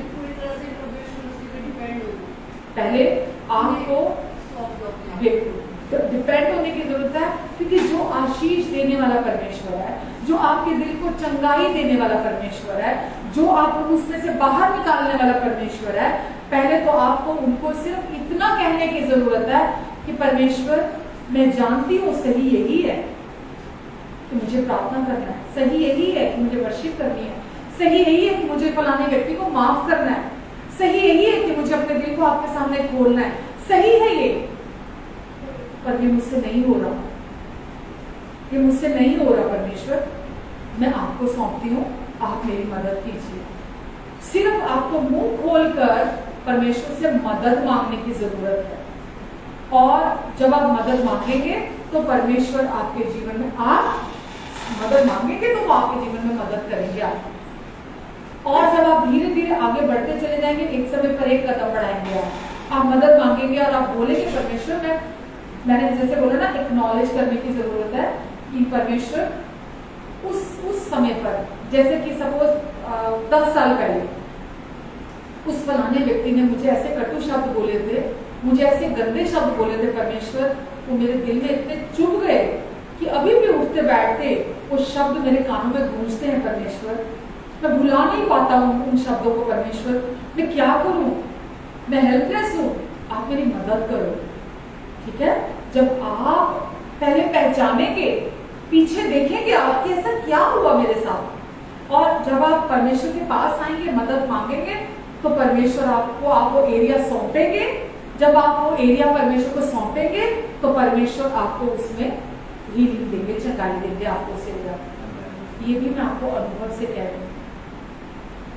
आपने कोई गलती कर दी थी, आपने कुछ ऐसा कर दिया था जिससे आप गलानी में और शर्मिंदगी में चले गए कि मैंने ये पाप कर दिया, मैंने ये गलती कर दी, मैं ऐसा कैसे कर सकता हूँ, मैं ऐसा कैसे कर सकती हूँ, मैं एक विश्वासी हूँ, मैंने ये क्यों गलती कर दी, मैंने ये क्यों पाप कर दिया, मैंने ये क्यों गुनाह कर दिया, मैंने ये ऐसा क्यों किया, मैंने ऐसा क्यों किया। आप इतना सोचते हैं, आप अपने आप को इतना दोषी ठहराने लगते हैं, आपका दिल टूट जाता है अपनी तरफ से। आप अपने आप को माफ नहीं कर पा रहे, आप अपने आप को प्यार नहीं कर पा रहे, आप अपने आप को पसंद नहीं कर पा रहे। आपको परमेश्वर के पास जाने की जरूरत है, आपको परमेश्वर से मदद मांगने की जरूरत है, परमेश्वर के सामने अपना दिल खोलने की जरूरत है। जब आप जाएंगे, पहले पहचानेंगे उस समस्या को, फिर आप परमेश्वर से कहेंगे, मदद मांगेंगे, आपको फिर परमेश्वर गाइड करेंगे, क्योंकि आप पवित्र आत्मा से भरे हुए हैं। आप परमेश्वर का आत्मा इसीलिए आपके अंदर आकर रहने लगा है, ताकि आपकी निर्बलताओं में, आपकी कमजोरियों में वो आपकी सुने, आपकी सहायता करे, आपकी मदद करे। लेकिन जब तक आप मुंह नहीं खोलेंगे, जब तक आप मदद नहीं मांगेंगे, पवित्र आत्मा आपकी मदद करना भी चाहे वो मदद नहीं कर पाएंगे। हालेलुया। तो परमेश्वर ही है जो आपके दिल को वापस चंगाई दे सकते हैं, आपके घायल हृदय को मरहम लगा सकते हैं, पट्टी लगा सकते हैं, और आपको उन सारी चीजों से उभार सकते हैं परमेश्वर। एक जगह मेरे को ध्यान नहीं आ रहा, वचन में लिखा है भजन संहिता में कि ये सारी बातें परमेश्वर कहते हैं मेरी दृष्टि के सामने तेरे साथ हुई हैं, लेकिन अब मैं तुझे इन सारी बातों से मैं तुझे उभारूंगा। जिस भी, चाहे वो पृथ्वी का सबसे गहरा गड्ढा क्यों ना हो, जहां तू चला गया, ये क्या करती हैं, हमें नकारात्मक सोचे नीचे को लेके जाती हैं, नीचे को लेके जाती हैं, हमें गहराई में नीचे तक लेकर जाती हैं। पर परमेश्वर का प्रॉमिस है, मैं तेरा परमेश्वर हूं, क्योंकि मैं तुझे बहुत प्यार करता हूं, इसीलिए मैं तुझे उस गहरे गड्ढे में से भी उबार कर लेकर आऊंगा और तुझे जीवन दूंगा, रेजरेक्ट करूंगा तुझे, तेरे को उसमें से जिंदा करूंगा, उस सिचुएशन में से तुझे उबार कर लेकर आऊंगा, तुझे बाहर निकालूंगा। आमेन। तो परमेश्वर पर विश्वास रखना, उनके प्यार पर विश्वास रखना, उनकी माफी पर विश्वास रखना, उन्होंने जो आपको नई पहचान दे दी उस पर विश्वास रखना। अभी भी कितना भी गड़बड़, कितना, मैंने बोला ना, चाहे पृथ्वी के सबसे गहरे स्थानों में आप क्यों ना चले गए हो, वहां से वो आपको बाहर निकाल के ला सकते हैं और उबार सकते हैं, आपके जीवन को प्रकाशित कर सकते हैं, प्रकाशमान कर सकते हैं। कोई भी वजह हो, किसी के द्वारा भी हुई हो, कभी भी हुई हो, परमेश्वर सब कुछ कर सकते हैं, वरना वो अपने वचन में ये प्रॉमिस कभी नहीं करते, कभी नहीं करते। ठीक है, तो वो चाहते हैं आप उनके पास आए ताकि वो आपकी मदद कर सकें, और जरूर परमेश्वर के पास भी जाएं और अपने रिश्तों को भी अहमियत दें, एक मन रहे, एक चित्त रहे, प्रेम से एक दूसरे की सह लें, अपने अपने हित की चिंता ना करें। मैं क्यों बोलूं, मैं क्यों उसको माफ करूं, उसने मेरे साथ ये गलत किया, उसका क्या। अपने अपने हित की मत सोचो, क्योंकि वहीं के वहीं रह जाओगे, कहीं नहीं पहुंचोगे। अगर आप अपने हित की सोचोगे ना कि मेरे साथ बुरा हुआ था, मुझे पता है, मैं जस्टिफाई नहीं कर रही दूसरे व्यक्ति ने जो आपके साथ गलत किया था, पर मैं आपका भला चाहती हूँ। अगर आप अपने आप को जस्टिफाई करते रहेंगे और दूसरों के पास जाएंगे सिर्फ सिंपैथी लेने के लिए कि मैं सामने वाले के पास जाऊं, वो सिर्फ मुझे ये बोले तू ठीक है, दूसरा व्यक्ति गलत है, तो आपका कोई भला होने वाला नहीं है। आप दूसरे व्यक्ति को अलाउ करें कि वो प्रेम से भरकर आपका भला चाहते हुए आपको करेक्शन करे कि आपकी क्या जरूरत है, अब आपको क्या करना है, आप उसको अलाउ करें। तो ऐसे आत्मिक लोग आप अपने जीवन में रखें, जो आपको प्यार से, आप जाकर उनके सामने अपना दिल खोल सकें और वो प्यार से आपका करेक्शन कर सकें। बिना मसीह की देह के अंदर हीलिंग नहीं आ सकती। बिना रिश्तों के हीलिंग नहीं आ सकती, बिना लोगों के चंगाई नहीं आ सकती। परमेश्वर लोगों को इस्तेमाल करके ही आपको चंगाई देना चाहते हैं, और परमेश्वर चाहते हैं आप उनसे मदद मांगे ताकि वो जिसको भी इस्तेमाल करना चाहते हैं आपके जीवन में वो इस्तेमाल करें, ताकि आपके अंदर काम हो सके। ठीक है, तो कोई भी हमारे दिल में ऐसा नहीं होना चाहिए कि फलाने ने बुरा किया, उसने गलत किया, सबको तो माफ कर दूंगा, उसको माफ नहीं करूंगा। ऐसा नहीं होना चाहिए हमारे जीवन में, क्योंकि वो हमारे ही नुकसान का कारण है। ठीक है, और जिसने भी दिल तोड़ा है पास्ट में, परमेश्वर आपको उससे बाहर निकाल सकते हैं, आपके हृदय को बहाल कर सकते हैं, प्रेम की नदियां आपके अंदर से बहा सकते हैं परमेश्वर। आप भी हैरान हो जाएंगे कि कैसे वो हीलिंग आई, जो चोट थी, जो जख्म थे, परमेश्वर ने हील किया, और मेरे अंदर से अनुग्रह की, प्यार की नदियां बहने लगी हैं। मैंने पास्ट में जिन जिन लोगों को माफ किया ना, जिन्होंने मेरे साथ गलत किया था, कटु शब्द बोले थे, मुझे 6 महीने का समय लग गया मेरे अंदर हीलिंग लाने के लिए, क्योंकि मैं तब प्रभु में बच्ची थी। जैसा पवित्र आत्मा ने मुझे सिखाया, मैंने वो प्रार्थना करनी शुरू की, मैंने उनको ब्लेस करना शुरू किया, मैंने उनको ब्लेस करना शुरू किया। मुझे 6 महीने का समय लग गया उस समय पर। बार बार वो विचार आते थे, बार बार वो आवाजें मेरे कानों में गूंजती थी, लेकिन मैं हर बार उनको ब्लेस करती थी, हर बार उनको ब्लेस करती थी, चुनती थी आशीष देना कि नहीं, मुझे अपने मन में उनके लिए कुछ नहीं रखना, क्योंकि वचन में ये लिखा, अपने हित की नहीं दूसरे की हित की भी सोचो। तो मेरे अंदर इतना प्यार उमड़ने लगा, मन करे मैं अभी फोन उठाऊं, मैं फोन करूं उनको, लेकिन पवित्र आत्मा ने मुझे सिखाया कि नहीं, मेरे लिए इंपॉर्टेंट था तेरे दिल की हीलिंग, चंगाई। अगले बंदे में अभी चेंज नहीं आया, अगले बंदे में अभी बदलाव नहीं आया। ठीक है, तो आपको जाकर जिनमें अभी बदलाव नहीं आया, अभी जिन जो बदले नहीं है, जो वैसे के वैसे ही हैं, आपको आजमाए हो तो दोबारा जाके नहीं आजमाना। ठीक है, तो इम्पोर्टेंट क्या है, आपके अंदर वो कड़वाहट, वो सब नहीं हो, ना माफ करना, गुस्सा रखना, वो आपके अंदर से धुला होना चाहिए, वो आपके अंदर नहीं होना चाहिए, क्योंकि वो आपकी उन्नति नहीं होने देगा, आपकी ग्रोथ नहीं होने देगा। समझ पाते? ठीक है, मैं यही रुकती हूँ। कुछ सीखा आपने आज? हमें नहीं रखना किसी के लिए कुछ भी, और अपने हित के नहीं सोचना। हमें दूसरे की हित की सोचेंगे, हमारे अंदर चंगाई आएगी। हम जब दूसरे को ब्लेस करना शुरू करेंगे, हमारे अंदर हीलिंग आएगी।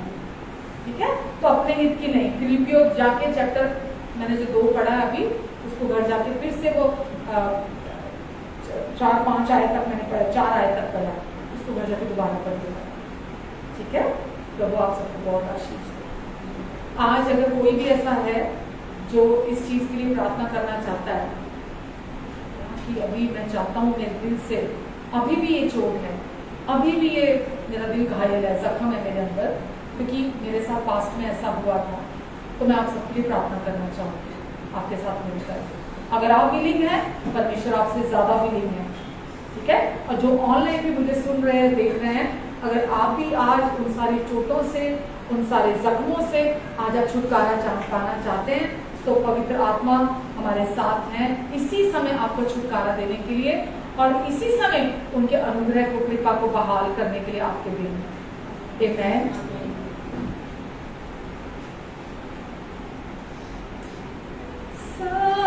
मैं देता हूँ प्रभु जी, मैं देता हूँ, मैं देता हूँ यीशु, मैं देता हूँ, मैं देता हूँ आपको यीशु, मैं देता हूँ, मैं देता हूँ आपको यीशु, मैं देता हूँ, मेरा दिल आपको देता हूँ प्रभु जी, मेरा दिल आपको देता हूँ, मेरा दिल आपको देता हूँ प्रभु जी, मेरा दिल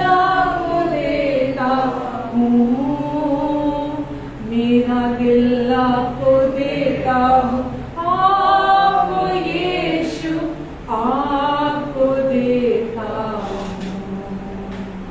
सारी चोटें देता हूँ प्रभु जी, सारी चोटें देता हूँ, सारे जख्म भी देता हूँ प्रभु जी, सारे जख्म भी देता हूँ, सारे जख्म भी देता हूँ, आपको यीशु आपको देता हूँ, सारे जख्म में देता हूँ, आपको यीशु आपको देता हूँ, सारे रिश्तों को देता हूँ प्रभु जी, सारे रिश्तों को देता हूँ, सारे रिश्तों को देता हूँ प्रभु जी, सारे रिश्तों को देता हूँ, सारे रिश्तों को देता हूँ, आपको यीशु आपको देता हूँ, सारे रिश्तों को देता हूँ, आपको यीशु आपको देता हूँ,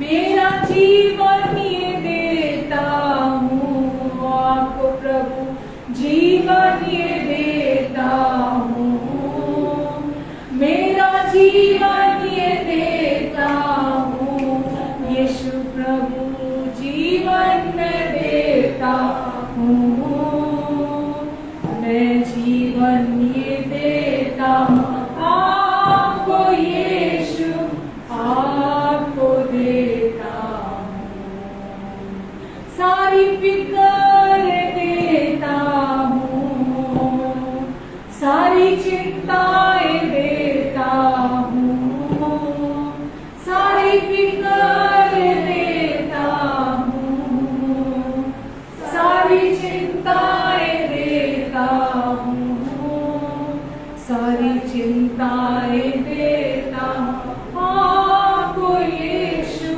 आपको देता हूँ, सारी चिंताएं देता हूँ, आपको यीशु आपको देता हूँ, सारा बोझ ये देता हूँ, आपको यीशु आपको देता हूँ, सारा बोझ मैं लेता हूँ, आपको यीशु आपको देता हूँ।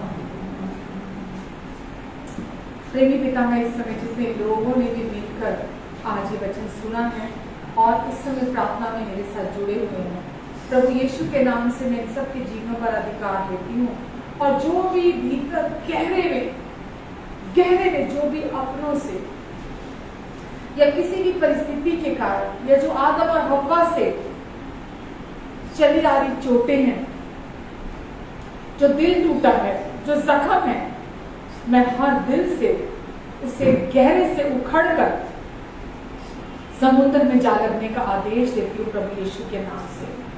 हर एक टूटा दिल इसी समय हर घाव भर जाए यीशु के नाम से। प्रभु आप अपने प्रेम की मरहम लगाएं प्रभु जी, आप अपने सुसमाचार के द्वारा प्रभु इनके अंदर चंगाई देने वाले प्रभु हैं यीशु। आप इन्हें प्यार करते हैं प्रभु, कोई प्यार करे या ना करे, आप इन्हें पसंद करते हैं प्रभु, कोई पसंद करे ना करे, आप हमेशा के लिए इनके साथ है, चाहे इनके अपने इन्हें छोड़कर चले जाएं प्रभु। आप इनका तिरस्कार कभी नहीं करेंगे, रिजेक्ट कभी नहीं करेंगे, चाहे इनके अपने इनका तिरस्कार कर दे प्रभु।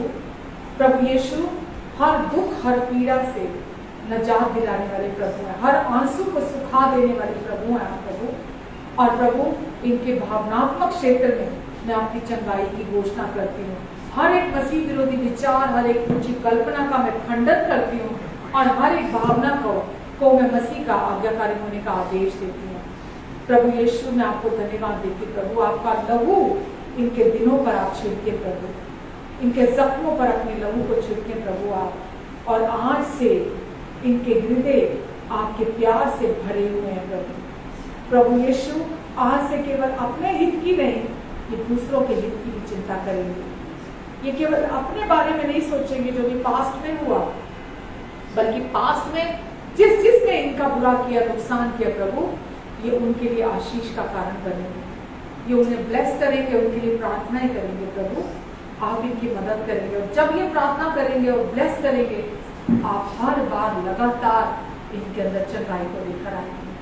धन्यवाद प्रभु, आपका अनुग्रह इन सब के लिए बहुत है, और आपका अनुग्रह शांति इनके जीवन में, इनके दिलों में, गहरे में मसीह यीशु में वास करने पाए। आमीन।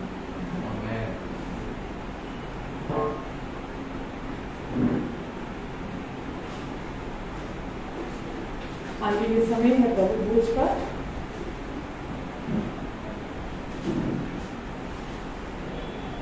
जो लोग भी हमारे साथ ऑनलाइन भी जुड़े हुए हैं, अगर आप भी हमारे साथ प्रभु भोज में शामिल होना चाहते हैं तो आप भी कोई भी ब्रेड या कोई भी जूस या शरबत दे सकते हैं और प्रभु भोज में शामिल हो सकते हैं। प्रभु भोज में कौन लोग शामिल हो सकते हैं? वे जो यीशु के क्रूस पर पूरा हुए काम पर विश्वास करते हैं, वो प्रभु भोज में शामिल हो सकते हैं, क्योंकि वचन में यही लिखा है, यीशु ने हमारे लिए अपनी देह तोड़वाई, हमारे लिए अपना लहू बहाया, और वो हमें ये कहते हैं, मेरे क्रूस की मृत्यु को स्मरण करते हुए तुम सदा ऐसा किया करना। तो प्रभु ने अपनी देह तोड़वाई आपके लिए और मेरे लिए, और प्रभु चाहते हैं हम विश्वास से हमेशा प्रभु भोज लें, कोई रीति समझते हुए नहीं, कोई रिचुअल समझते हुए नहीं, क्योंकि जब हम विश्वास से इस प्रभु भोज को अपने जीवन में ग्रहण करते हैं तो हमारे अंदर हीलिंग होती है, हमारे अंदर चंगाई आती है, अच्छी सेहत में हम चलते हैं, बुढ़ापे के जो लक्षण समय से पहले आ जाते हैं वो हमारे जीवन से दूर होते हैं, कोई भी रोग और बीमारी के लक्षण वहां बने नहीं रह सकते, और हम लंबी आयु जीकर जाते हैं। लंबी आयु रगड़ रगड़ कर नहीं मरते हैं, लंबी आयु मतलब चंगाई तो हमारी है ही है, हम अच्छी सेहत में जिएंगे, आपके दांत समय से पहले नहीं टूटेंगे, आपकी आंखें समय से पहले धुंधली नहीं होगी, आपके बोन्स, आपकी हड्डियां कमजोर नहीं होगी, आपके बॉडी का मॉइस्चर खत्म नहीं होगा। बूढ़े क्यों होते हैं लोग? हड्डियां क्यों आपकी सूखने लगती है? मॉइस्चर कम हो जाता है बॉडी में, नमी कम हो जाती है शरीर के अंदर, लेकिन हम विश्वास करते हैं हमारे शरीर की नमी कम नहीं होगी, मॉइस्चर कम नहीं होगा, हमारे हड्डियों में, हमारे जोड़ों में मॉइस्चर कभी भी कम नहीं होगा, वो हमेशा बना रहेगा, और हम हमेशा इसीलिए जमा रहेंगे।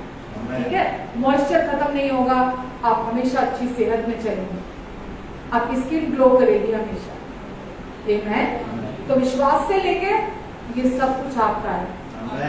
लंबी आयु अपने आप ऑटोमेटिकली नहीं होती, जब आप प्रभु भोज लेते हैं तब भी आप विश्वास करते हैं, और आप हर दिन विश्वास करते हैं कि मैं जब तक हूँ मैं बीमार नहीं होऊंगा, मैं बीमारी के साथ नहीं मरूंगा, और मैं जल्दी नहीं जाऊंगा इस दुनिया से। लंबी आयु है क्योंकि परमेश्वर ने मुझे एक उद्देश्य से भेजा है, और बहुत काम करना है मैंने प्रभु का, जो मैंने सुना है वो मुझे आगे देना है, सुसमाचार आगे दुनिया को सुनाना है मुझे।